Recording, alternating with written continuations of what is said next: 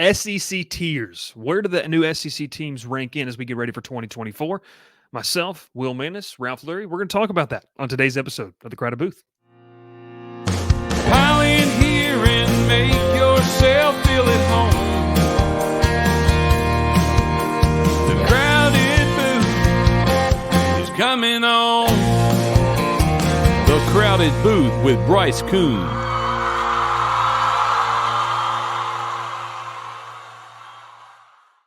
Hello, everyone, and welcome in. My name is Bryce Koon, and the two guys that are above me are Will and Ralph. They made fun of me because I elected not to, elected not to raise my camera level. I was literally talking from down here and would have had to ask them questions like this, but it's okay.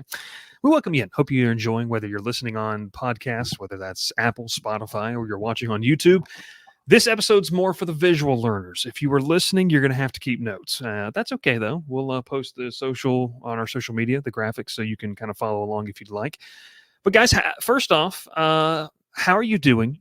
National Signing Day has completed, Will, and I have no clue what Auburn did, if Auburn signed anybody, but this February signing date, yeah, it's exactly like no one even pays attention to this new signing date that we. I said this before we started recording. I'm like Charles Barkley. I only pay attention and watch good teams. So, as I have my War Eagle shirt on, hey, still love them, still support them, but football team's not in great shape right now. Basketball, though, that was a basketball. Big win last night. Big win last night. It was a big win. Big win. All right, so we're going to run through kind of our tiers of the SEC. Now, maybe more affluent folks, maybe the more non-casual crowd has a list of criteria. We don't have that type of clout, so we're just kind of run and make up our own criteria as we go and be subject to criticism if there is any, or if anyone listens or watches this. So this is where we'll start. Ralph, we've got some graphics. You lead us off with kind of explaining your SEC tiers entering 2024. The caveat I think I can say for all of us, and I will say for mine when mine comes last, is that yes, Vanderbilt might be joined by some teams, but we all have an understanding that Vanderbilt is who they are. They are well aware of who they are, and we're not going to create a tier 6 for them just for that. So I think we all understand going forward, we're not saying Arkansas is as bad as Vandy or Mississippi State's as bad as Vandy. We just understand. Well, Will might. There's no telling. Look, Bryce is just going to do my tier list for me. Apparently, yeah. So go ahead, Ralph. Go ahead. I think the standard Georgia and Texas being number one is without a doubt. I mean, the two teams. I mean, they were two of the best teams last year or this past season. They're going to be better probably this upcoming year. I mean, both teams are returning quarterbacks. They're solid. Alabama, I put them at tier 1 just because I still think they're still one of the best teams. I mean, no matter who they are, it's still Alabama. With or without Saban now, I still think they're solid. You know, Kalen DeBoer's going to do great things. They got Milrose coming back. They still brought in some great transfers. They brought in a solid recruiting class. Still locked up Ryan Williams. I mean, you know, it's just they did exactly what they were supposed to do, and they did it the right way. I mean, it's just Alabama does it every year, year in, year out. They're solid. It gets to tier 2 when we start questioning some things. Yeah. Ole Miss, without a doubt, obviously, I think tier 2, they I don't know how you explain it. They tear up the transfer portal. It's insane how they do it. You know, they're the number one team out of transfer portal once again. I think that goes without saying that Lane Kiffin's got something going on there. They're pushing for tier 1 now. This is the year that, you know, it's all in now. They lost Quinshawn Judkins. That hurts their offense a lot, but hey, they got better, I think. So Missouri, hell of a year last year for Missouri. I mean, great season. They look great. They return a lot of stars. You lost Cody Schrader, but you return a lot more talent. You brought in a running back from Georgia State and Marcus Carroll. They're going to be good again. OU, a top 8 or 8th overall recruiting class. I think they're great. It's time to, you know, a new season with a new quarterback. I think, you know, what they got going on there has been terrific. I think what they're going to do next year, this is the first year in the SEC, they will succeed. I think they'll do great. They fit perfectly in tier 2 for me. Anywhere lower, I think, you know, tier 3 is so acceptable. I think tier 2 is just right where they do be at, though. They don't go any higher than that. I think A&M just sits at tier 3 because they recruit really well, just can't perform on the field. I mean, it's just what it was this past 2 years. Yeah. New coaching staff, maybe changes some things. I don't think Jimbo was really doing anything possible to help that team succeed the last 2 years. I mean, honestly, besides recruiting top 5, recruits every year. Tennessee, I know we bashed Tennessee there not last time we talked. I don't feel like we did, but okay. I mean, some people in the comments thought we did. People in the comments said we bashed them, but hey, the comment section is never wrong. We bashed them. I'm just Very saying. true.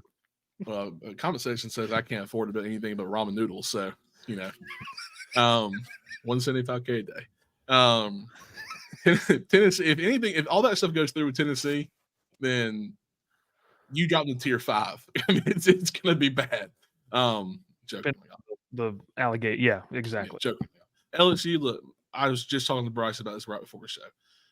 LSU stays at tier 3 right now because you lost so much. Their defense was terrible last year. You didn't really upgrade defense, in my opinion. I just haven't seen a lot of Nussmeier. He played great in the bowl game. Yeah. He looked great. Looks like a great future for him, but I just haven't seen him play a full season. Obviously, it's no knock to him. He's just been back. He's behind some great quarterbacks. So, I think with losing Jane Daniels, you lost a lot of your offense. It's just it's hard for them to keep them in tier 2, in my opinion. Kentucky, look, it's just Bryce's. This is the greatest job ever because all you have to do is win 8 to 9 games every year and occasionally have a 10-win season.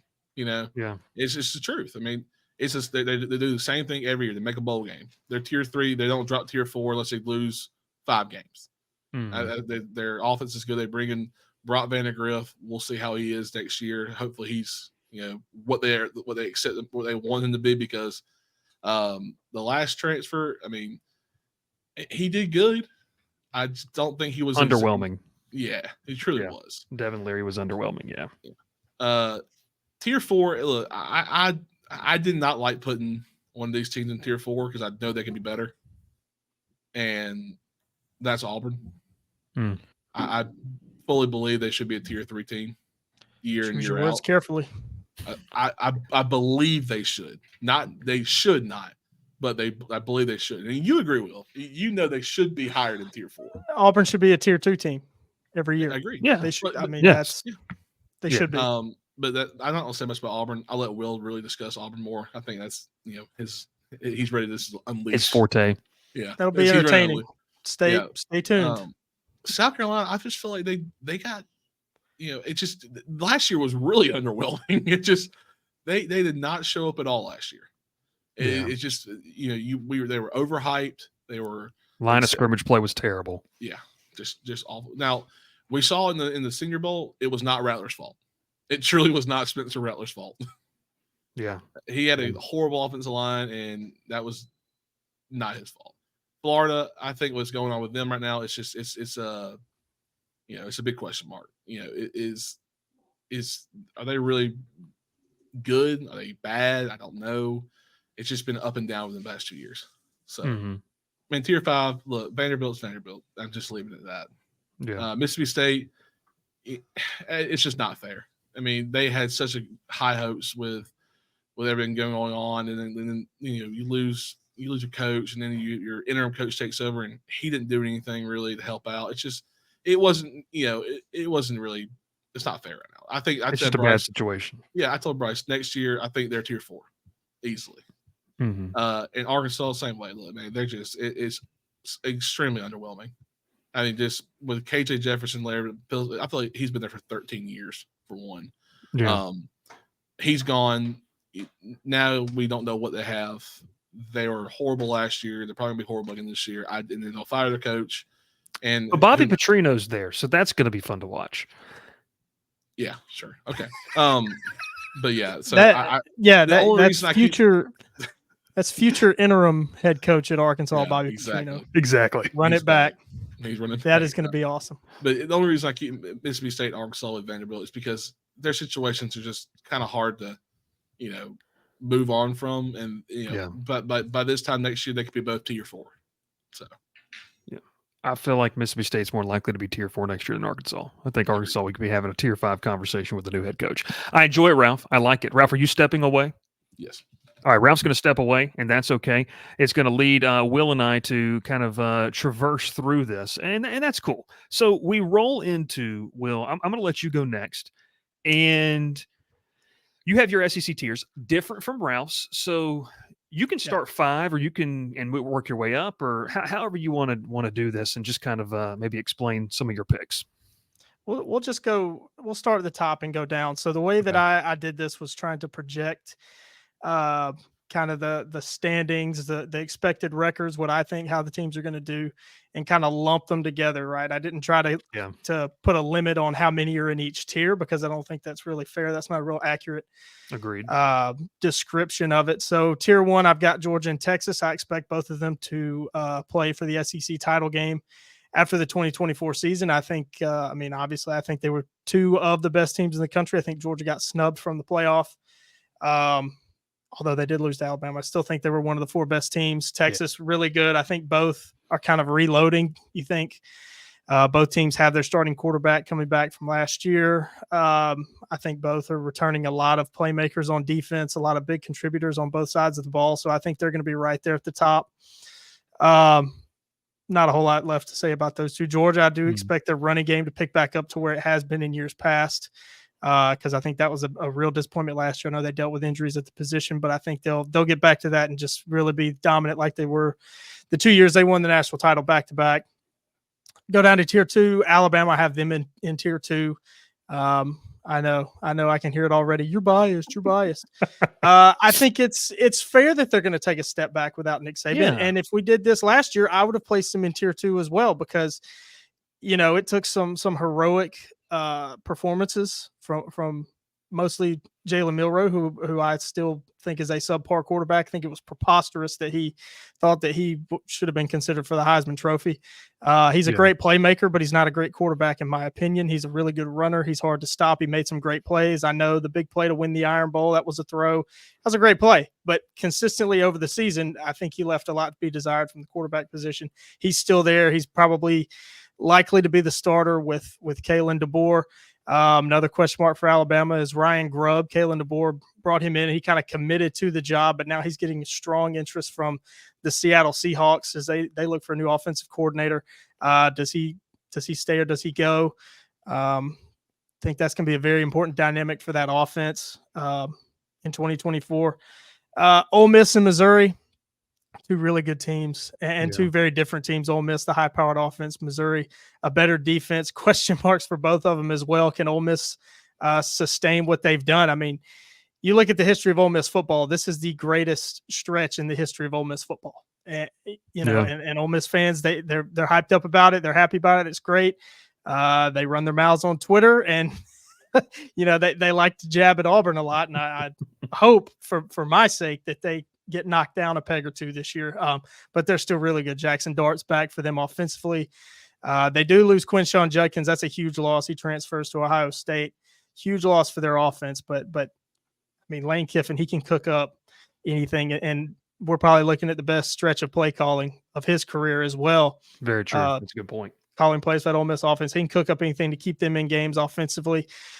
Missouri, they're different. They were led by their defense and their running game this year, total opposite of Ole Miss.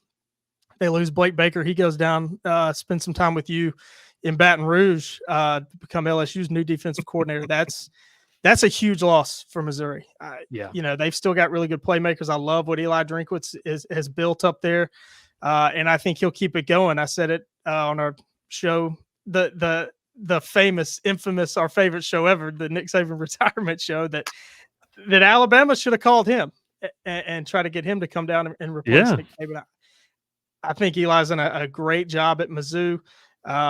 They're turning into a real power in the NIL game, and I think that's going to keep them up for a while. But for 2024, do they take a step back, losing Blake Baker, which was so important to them, and on that side of the ball, the defensive side of the ball? But I have them there, tier 2, they're probably 9 to 10 win teams. Those 2, I think Georgia and Texas, 10 to 12. Obviously no divisions in the SEC anymore, so it's all kind of jumbled. It depends on who you play. And I think all 5 of those have a real tough schedule, but they're real good teams. We slide down to tier 3. I've got LSU, Tennessee, Texas A&M, Oklahoma. And I kind of wanted to, inside the tiers, kind of rank them where they were. Tier 3 kind of got jumbled up. I think Oklahoma, I don't have them last to be at the bottom of tier 3. I think Oklahoma will be really strong. But they lose Dylan Gabriel, their quarterback. He transfers to Oregon. Back up to him, Jackson Arnold, the presumed starter, really talented kid. He's going to be a junior, I think, junior or sophomore, but hasn't played a ton. Year. Yeah, I think third year of college. But third year player. Yeah, whatever it is. Who knows? Sophomore, junior, whatever it is. Hasn't played a ton, but very talented. Could definitely come in. Could definitely see him come in and make plays and win them a lot of games. Mhm. Texas A&M, Mike Elko, new head coach. Heard Ralph talk a lot about Texas A&M. They're very talented. They really didn't get decimated in the portal as I thought they would. I think Mike Elko did a really nice job coming in, recruiting the players already on that roster, keeping them there. So they will be competitive, but just they're too talented not to be. Tennessee, we talked about them a lot last week. Big storm cloud hanging over their head. They have a new starting quarterback, Nico Yamaleava. Probably butchered the mess out of that name. Yeah, that's a great effort. I would say I am Aleva, but I am Aleva. I have no idea. Whatever. Yeah, I don't know. But another really good playmaker. There's a lot of good young quarterbacks in the SEC coming in this year. Mhm. Those two, Tennessee and Oklahoma, probably two of the best young quarterbacks coming in. Tennessee, they'll put up points. Can they keep up the defense? And then LSU, they lose Jaden Daniels, a Heisman Trophy winner. They lose two of the best receivers in the country. Yeah. Defense needs a lot of work. Like Ralph said, don't think they really did a ton for instant impact on that defense, but I think Blake Baker coming in, new scheme, new style, that'll kind of cover up a lot of the holes. I think LSU will be much more competitive on defense this year. You look at tier 3, you're looking anywhere 7 to 9 wins for that group there. They will be competitive, all 4 of those teams, but especially like in LSU's case, I think they're losing too much to really be seen as a serious contender in the SEC, especially no divisions. You have to be top 2. Don't really see any of those 4. I mean, they may push for that 12th spot or the 11th or 10th spot going into the playoffs, but they're kind of still on the outside looking in, all 4 of those. Go down to tier 4. We're getting down to the bottom of the barrel. South Carolina, Florida, Auburn, Arkansas, Kentucky. South Carolina, I'm very interested to see what they look like this year. Ralph talked about how young that offensive line was, and on defensive line, played a lot of young guys. How do they look in year 2? Because I think they could quietly have a really nice year, similar to how their men's basketball program has done this year, playing really well, surprising a lot of people. I think South Carolina could surprise some folks this year. Obviously, they have to replace Spencer Rattler, who we talked about a lot. When he's good, when he's on, he's one of the top quarterbacks in the SEC. But when he's off, it's a lot of trouble. How do they replace him at quarterback? How does that offensive line stand up? How's that defensive line look for a lot of those guys, their second year playing? Florida's kind of a mess with Billy Napier. It actually just came out yesterday that their entire offensive staff is sticking around. They kept it intact. They had 4 coaches whose contracts expired on the 31st of January, and now confirmed yesterday that they're all coming back. So no changes to that offensive staff, which I think probably a lot of people aren't too excited about. Billy Napier, offensive guy, he's calling the plays. The offense has been pretty lackluster. But they're slow rebuild as well down there at Florida, what Napier's doing.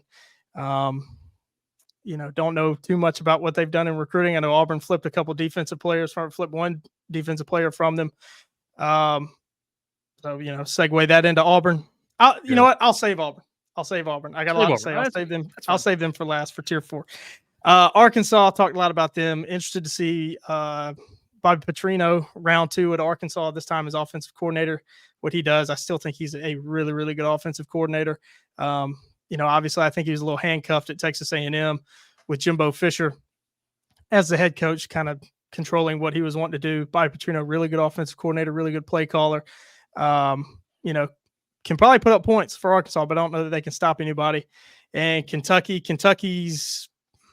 looks like they could be a mess. Liam Cohen going back to the NFL, to the Tampa Bay Buccaneers, was kind of the reason for a lot of their success the last couple of years, the offensive coordinator for them. He's going back to the NFL, new quarterback for Kentucky. The defense will be there for Kentucky. They're going to keep them in games, but I just don't know that they can score points. I'm going to come back to Auburn. I'll hit Mississippi State and Vanderbilt first. They're at the bottom. I don't see a lot out of them. New head coach Jeff Lebby at Mississippi State has done a lot of good things in the portal here early on for Mississippi State, really just garnering attention for that program that's kind of been asleep the last couple of years. It kind of feels like. So they've got a long way to go. And Vanderbilt, we know what Vanderbilt is, but Auburn plays them again next year, and Vanderbilt loaded up on a team on some people from a program that embarrassed Auburn at their own place last year. They bring in New Mexico State transfer quarterback Diego. Oh God, I forgot his last name. It starts with a P. I forgot his last name. Bryce is going to find it for me, but Diego, I know that's his first name. Baller. He's not afraid of the moment. I think he fits. Pavia or Pavia, Diego Pavia. Pavia, yeah, something like Pavia, that. yeah, something like that. He's not going to be scared. He knows what Vanderbilt is. He's getting the chance playing the SEC. He's a gamer. He's a baller. So make him fun to watch. They bring in the offensive coordinator from New Mexico State. It was Doug Belk. Pretty sure. I think he was a former North Carolina State offensive coordinator as well. So he's been around on the East Coast. And they bring in Jerry Kill, the head coach last year at New Mexico State, as a special advisor. So it looks like Vanderbilt pushed all their chips in to try to beat Auburn this year, which is huge for their program and really smart by Clark Lee. And on Clark Lee, I think he's a really good head coach. I think he's the right guy. It's a hard job. He's the right guy for Vanderbilt. He played at Vanderbilt. He knows what it is, knows what it's like there.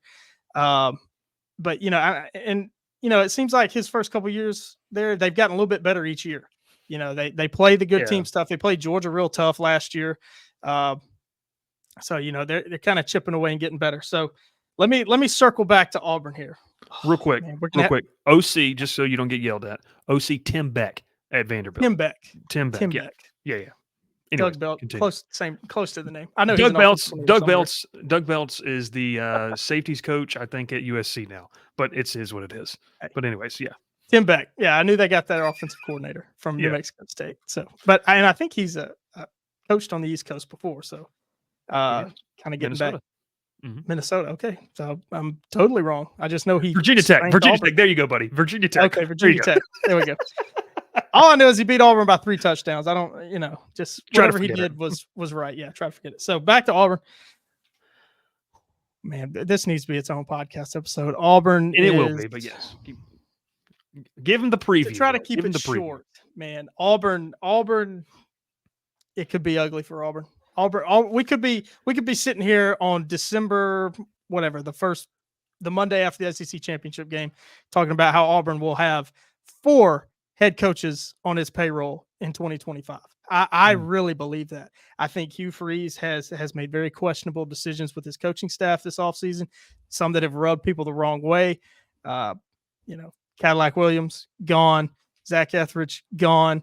The kind of thought is that Hugh kind of ran them off. He wants his own guys, which more power to him, but he should have done that when he got in there. Now, I don't know if that's forced on him by the board of trustees. Could have been, but he needed to put his foot down and be like, no, I'm bringing in my own people, because it doesn't sit well with Auburn people when you've got ex-Auburn players and people that have bled and sweat, got to put their blood, sweat, and tears into the program for many, many years, and you just kick them to the curb and you don't really give an explanation.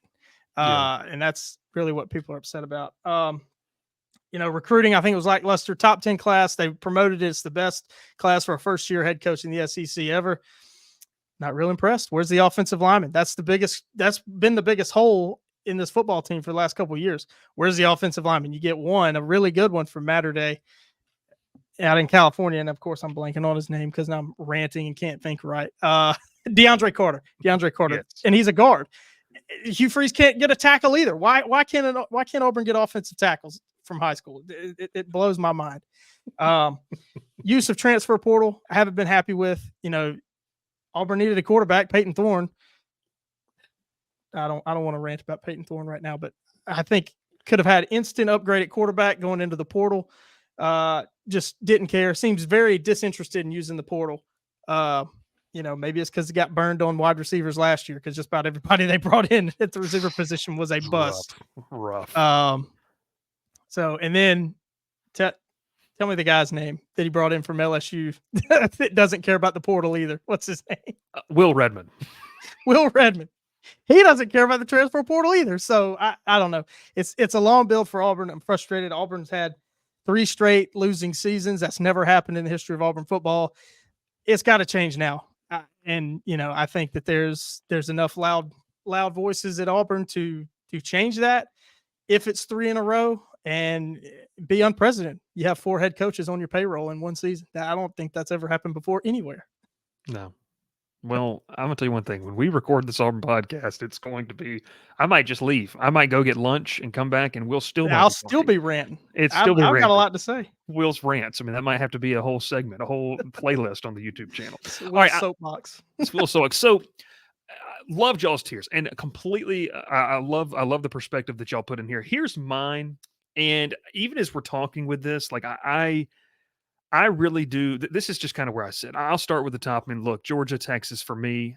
You mentioned it, Will. I think that we very well could see both of these teams in the SEC title game, with one of them being obviously winning it, being a lot for the playoff, getting that bye, and then another team probably being a lot for the playoff as well. You're also going to see these teams face off during the regular season, which is going to be must-watch TV over there in Austin.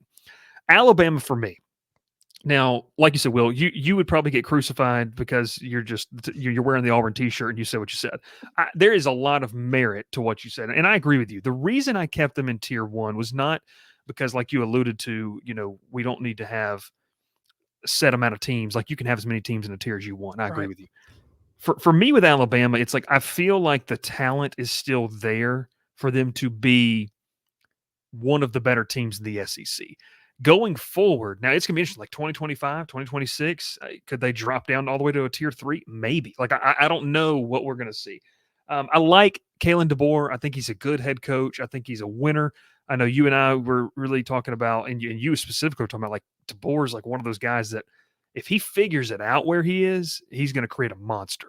Now, is it going to be a monster to the level of what Saban was? No one's ever going to do that again.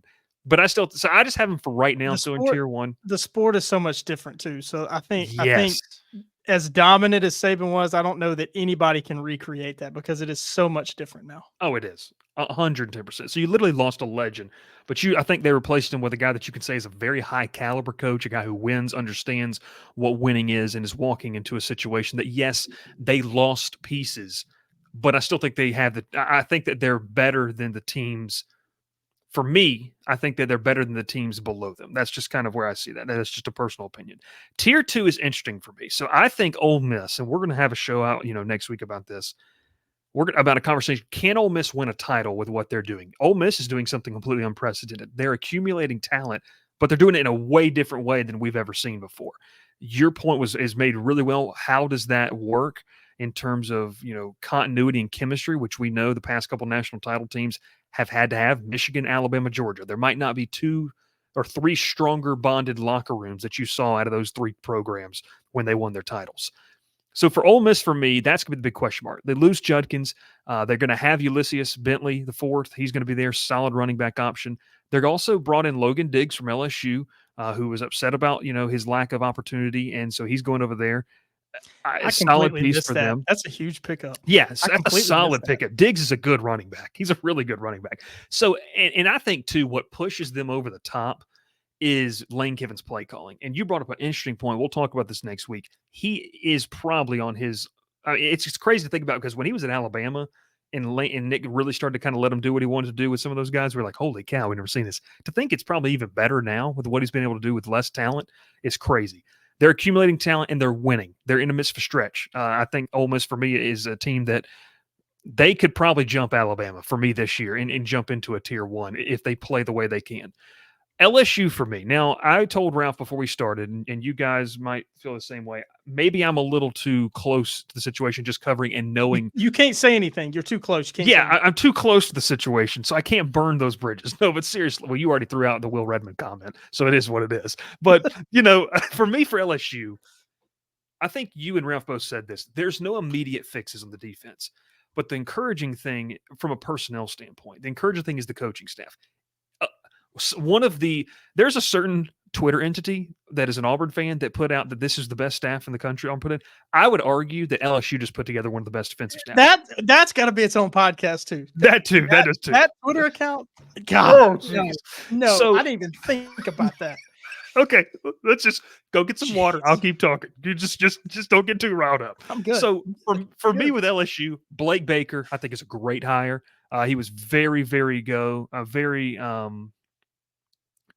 just good. Like great hire. Was at LSU before as the linebackers coach. Understands that everyone they hired on the staff has recruiting ties to the state. And then the big fish they were able to get is Bo Davis. You poached literally the defensive line coach from Texas, which is What a a hire that is. massive hire, because not only you put a chink in the armor of them, but you also fortify a spot that you really needed help at. And Will, we talked about it. The reason I thought Texas was going to be so good this past year is because their line of scrimmage was so much better. Does Texas fall off because they don't have a Bo Davis? I don't know. Bo Davis is a great recruiter. For me going afterwards with that, I think Missouri, loyal fan Dr. Bob has mentioned this. Missouri, for me, I love Drink. I think it's crazy to think that we thought this time last year he might be on the hot seat. That was pretty much a perceived notion, heading into 2024, that he was a guy that if he didn't show some significant improvement, they would be in trouble. So, but their high school NIL thing that they have going on there in that state is going to keep them afloat into this new age college football. St. Louis produces a lot of good talent, and there's a lot of really talented kids coming out in the 2025 and 26 class. I think they're going to be fine.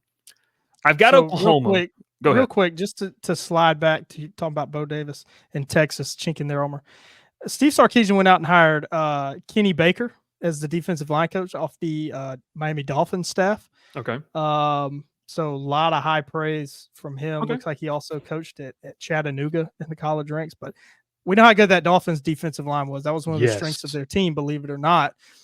So that sounds like a good replacement to me. Yeah, no, it does. It does. The biggest thing I'd be interested in seeing is how he goes back to recruiting at Texas and the SEC. Yep. That's going to be the biggest thing. But no, I agree with you. Miami, that's a good point. Very underrated defensive line when you talk about all the weapons they had. When I get to Oklahoma, okay, so this is where Tier 2 and Tier 3 start to muddy for me, because we talk about potential.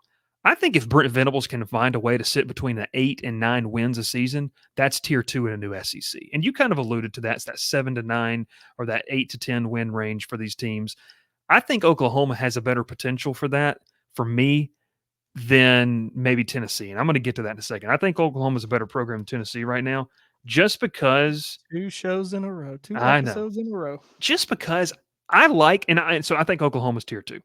Tennessee, for me, aside from whatever they have going on, which apparently we just hate Tennessee, and that's why we made that show, but obviously you didn't watch the show if we talked about it. So I like Josh Heupel. I like his style of offense. My thing is Tim Banks and Tennessee ever going to have an elite defense? Because if they can ever, it's that question that comes with high-powered offenses. Can you have enough of a balance to really be a real contender? And so that's why I think in this, new age of the SEC, they are at the top of Tier 3 for me. Like they are 3A, if we want to put it for that, because they're going to have good offenses. They're going to have explosive offenses with Josh Heupel, calling plays. Tim Banks, I think, is a good defensive coordinator. They've recruited better, defensively, but are they going to have a defense that could just go out and shut somebody down? Or are they going to kind of be an Ole Miss light? Like that's, I think, my version. Are they going to be an Ole Miss light? I don't know. That's why I got them there. Biggest question mark for them was 2023 the peak for Josh Heupel? Because I think that was his most complete team. They were totally different. They couldn't air it out like they had in years past. The defense was really strong, had really good cornerbacks, shut down the run. Defensive line was really good with Rodney Garner leading the defensive line. Was that the peak, or are they going to keep building on that and go higher up on the list? Yeah, no, I'm with you there. I think that's a really good point. So for me, I think they're 3A, 2D. I mean, however you want to look at that. Like that's kind of where I have them. Kentucky, for me, I think Kentucky, I like Kentucky. I like Mark Stoops. I think that you mentioned it. I'm not going to go too much in detail. The defense is going to be good. The question mark to push them any higher in the SEC or as a college football program is going to be offensively. Is that unlocked with, Brock Vandegrift? I don't know. Is Georgia Tech offensive coordinator Buster Faulkner a legitimate option to go up there? I have no idea. But what I will, they better hire him. I would hands down hire him. They should hire him. But you hit the nail on the head when you talk about Liam Cohen. Like, you look at their run of the last 3 or 4 years, the one year they didn't have him, Will Levis had his worst year and still got drafted in the NFL based off Yeah. of what Liam Cohen was able to put him in situations before he left to go to LA. So that's where I have them. So Well, do you want to touch on their candidates according to the Courier Journal, which is in go ahead. Lexington? List them off real quick. Joe Moorhead, Oh, Rob Calabrese, NFL. Who? Bush Hamden, Boise State offensive coordinator. all right. Tommy Reese. Now that's interesting. Reese is took the very tight ends job at the NFL, right? Cleveland. Didn't he go somewhere? Yeah, it look says it up. You keep reading. reportedly by Cleveland Browns tight end. Kevin Johns, who was with Elko at Duke, and Okay. Dana Holgerson. So very interesting Ooh. candidates. Of those 6, I think Buster Faulkner's better than all of them, Yeah, in my I opinion. think so too. And younger.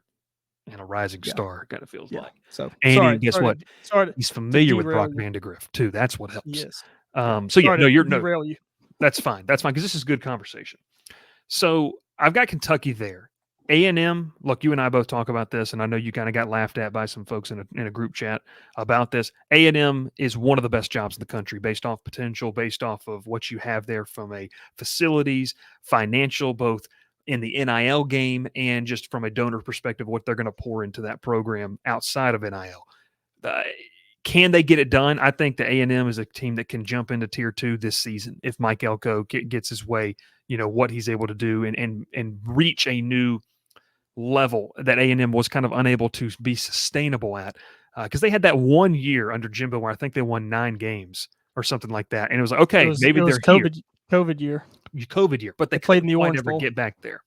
Yeah, that's right. Gosh, what a weird 2020 was not even a real year. It doesn't Played even feel North real. Carolina in the Orange Bowl. Yes, we interviewed Mac Brown that year. I think we sat in that press conference. All right, and then I sat in the press conference. I think you asked a question. I asked just a question here. Well, never shout out to the guy who was at like some sports bar or restaurant on his computer and asked a question. Yes, in that press was conference, great. which maybe shows the validity of who's in that press conference, but it is what it is. I mean, we were in that press conference. We were in there. We know nobody. So Tier 3. I know you're bullish on Auburn and in a bad way. I'm not even. I have Auburn in where I think they should be right now. That's and you mentioned like I think they should be eventually a Tier 2 program. Like that's at Auburn's peak for me. That's what They should be that. I've got them on the precipice of Tier 3, Tier 4, just for the sole fact of like I think they are in a better shape than the programs below them. That's just where I feel like. So I think I'll say this. I think Shane Beamer's like the luster has worn off. Like I think if Beamer's got to get some things done. Is Lenora Sellers the Hey, answer? be careful. At quarterback. Look. We hadn't nailed him down yet. Don't talk too bad about him. We haven't. Well, that's true. Will's just out here spoiling everything. I mean, geez, we're just don't do that. Don't do that. Yeah, don't do that. So look, Beamer ball, what's that going to be like? Then you kind of get into their quarterback situation, which you mentioned is Lenore Sellers. They brought in Robbie Ashford. I don't think they want to start Robbie Ashford. I think they would like to see Sellers, be the guy for them. That dude's huge, by the way. Yeah. Really, really good player. Would have never imagined Robbie Ashford could play on another SEC team. This is not an Auburn podcast, by the way. All right, Florida. We roll into Florida. I think Billy Napier's days are numbered. I mean, it's just not. It's just weird. It's just very weird to go in Gainesville. And I'll be honest with you, like everyone knows I grew up a Georgia fan. It's really kind of sad, and you kind of feel like bad for Florida at this point because like I want Florida to be good because that's a good brand in college football. And college football is better when the Florida schools are great. I think that's a true statement for me at least. So I don't know. It's at its best when Florida is great and they have a head coach that will chirp. Like Florida in the 90s was under Steve Spurrier was so much fun. You could argue Urban Meyer was fiery. I mean, he got after some people. So yeah. So yeah, that's where I sit with them. And then I go Mississippi State. I got Mississippi State in Tier 4 just because I think there's excitement. There's hope around that program. I think Levy's has interjected energy into that program. And then I go Tier 5. I think Sam Pittman will be fired 5-6 games into the season. I mean, 2023 is going, or 2024 is going to be a waste of a year for Arkansas because they decided to pledge to Sam Pittman, knowing that it's probably not going to work out. And look, Sam Pittman's a great guy. I think if you surveyed coaches around at the SEC in college football and you ask them about Sam Pittman, they'd say, yeah, stand up dude. I'd love to have him on the staff. And listen, he'll probably get a job somewhere as an offensive line coach right afterwards. You never know. He might rattle off 7-8 wins. I mean, You don't know. I think that's the potential they have in him. They should he be. feels like a dead man walking. Yeah. And then I got Vandy. We know what Vandy is. So, I mean, I like I said, you mentioned it. Clark Lee's a good guy. Clark Lee's a fantastic ambassador for Vanderbilt. I mean, I think he's a really we're good talking about a program that coach. was that stadium was under construction. I mean, like that's just what we're talking about. Still here. is. Still is, and probably Really good won't be defensive done. coach. I think Yeah. like just his managerial skills are really good. That's kind of what you need at Vanderbilt. It kind of feels like he runs it almost like an NFL team, just because like in the NFL, you're either treading water or you're winning a Super Bowl. Like Vanderbilt, they just seems like their football program is just going to tread water. Well, and you see too, I mean, look, they brought in talented players because their roster got raided by the portal. I mean, London Humphreys that went to Georgia, like they were able to get him in like they have talent evaluators on that staff. That's just, I wish they were in the ACC. Like, that's just kind of what I'll say. I wish they were in the ACC because they'd probably be top tier. That's a joke. Ooh. Joke. We're just joking. We're just goofing and tier gaffing. 2. So tier 2. Yes, tier 2. Will, any big surprises off of my list or your list? I mean, I know we looked at them, but as we kind of wrap this one up, longer show today, but just wanted to kind of get your thoughts on. I mean, all this can change. This is as of February the 8th. We're looking at this and just our predictions.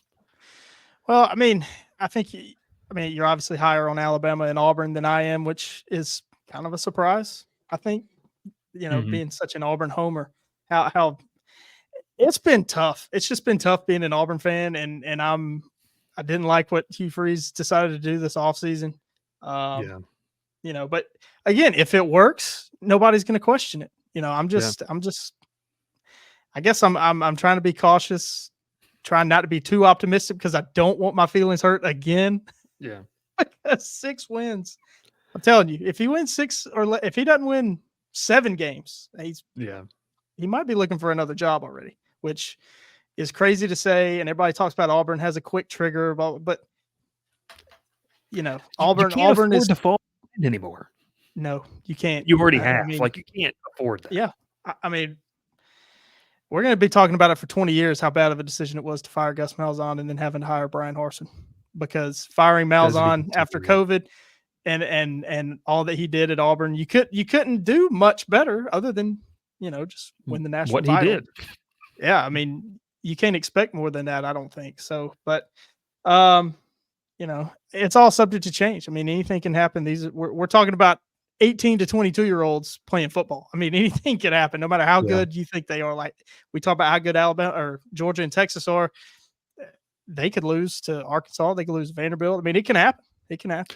Well, and two, I mean, look, the spring portal window's got to open. I have a feeling that's going to be way more active than we've seen even like last year. There's still a lot of time left to revamp your roster. And also, too, we're seeing coaching changes kind of be made later in the year in the process, too. So that'll be something interesting to watch. A lot of people jumping ship, going to the NFL, opening up the portal has really changed things. You bring up the spring portal, you would think, like I said, Auburn needs a quarterback out of the transfer portal. I should be excited for that. I'm not at all, because I know Auburn's not even going to look for one. Man, we cannot wait to record this podcast. It's going to be so much fun. I'm trying to make this an Auburn podcast, and I need to stop. That's okay. That's okay. We'll just end it right here. We're already 43 minutes into this thing, and I don't even think people are going to make it this long to hear you say that. So, hey, we appreciate you. Thanks so much for watching. Ralph was in earlier. He had to take care of something, so that's why he hopped out. But my name is Bryce Koon. I almost said my name's Ralph Leary. That was Ralph Leary. That's Will Manis. And we'll catch you next time here on The Go, not The Go 24/7. I already did that podcast. Definitely today. not. On The Crowded Booth. We'll catch you next time. Let's just get out of here, please. Too much talking. Pile in here and make yourself feel at home. The crowded booth is coming on. The crowded Crowded Booth with Bryce Koon.